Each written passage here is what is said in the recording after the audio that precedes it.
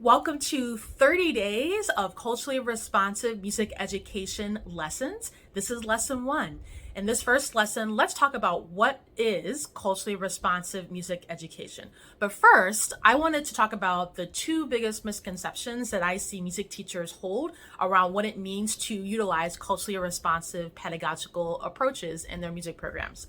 The first misconception is thinking that simply diversifying your repertoire is culturally responsive. That's it. Just utilizing Black, Brown, Indigenous, and Asian composers and programming them in your concerts and teaching students to perform music from different cultures and in different languages. Now, both of those things that I just named are wonderful things to do, and I highly recommend them because hashtag representation does matter. And both of those things that I just named are not actually culturally responsive teaching. Here's the truth. You could be utilizing the most diverse set of repertoire on your orchestra concert.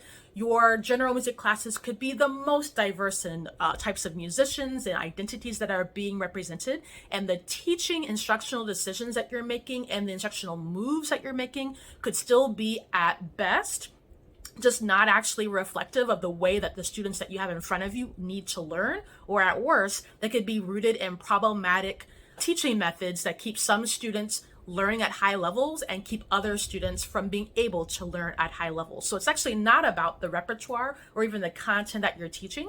Culturally responsive teaching is about the instructional decisions that educators are able to make in partnership with their students. The second misconception that I see music teachers most often hold around culturally responsive teaching in the music context is that culturally responsive teaching is a set of strategies that all we need to learn is what those strategies are, and check, we got it. We're being culturally responsive music educators.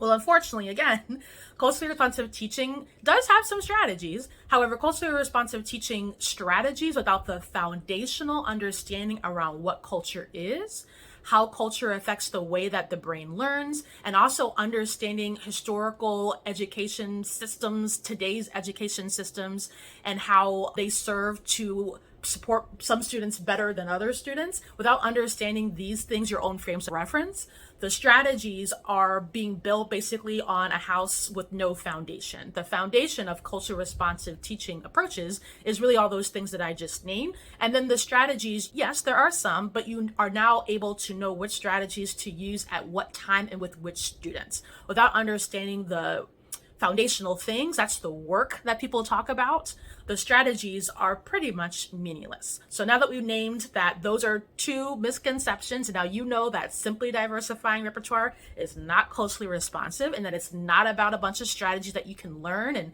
check the box you got, let me actually tell you the definition that I use for culturally responsive music education. I define culturally responsive music education as leveraging the prior knowledge, experiences, and interests of your young musicians in order to work in partnership with them to engage in relevant musical tasks that help them construct understandings about themselves, about others, and the world around them. Let's break that definition down just a little bit. Leveraging the prior knowledge, interests, and experiences of your students, that's the culture part. When people are talking about culture, so understanding, first of all, your own cultural frames of reference, but also the cultural frames of reference of your students are going to, again, help you to form that foundation so that you know what instructional moves to make to help your students to be able to learn at deeper and more purposeful levels. That second part of the definition, to work in partnership with your students, utilizing a culturally responsive approach requires us as teachers to work in partnership with our students, as opposed to the kind of teacher as the sage on the stage or the teacher making all of the instructional decisions in the room. The teacher and the students and the other students really need to work together and cultivate a sense of belonging for everyone.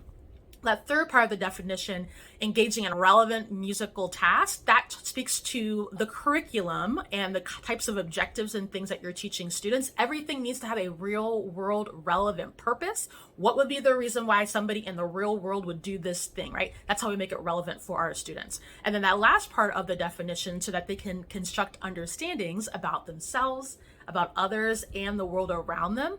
That's the piece that we really want to make sure that we are tapping into. And that is a little bit of where the repertoire choice can help us, right? When we pick repertoire, we can look to see how is this piece of repertoire going to enable us opportunities to be able to talk about things that help students to develop their own cultural competence and understandings about the world around them.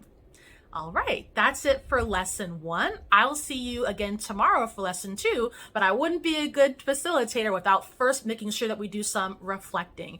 So I've given you the definition of culturally responsive music education, and there are basically 4 parts, right? Leveraging the prior knowledge, interests and experiences, working in partnership, relevant musical, real-world tasks, and then also understandings about self, others, and the world.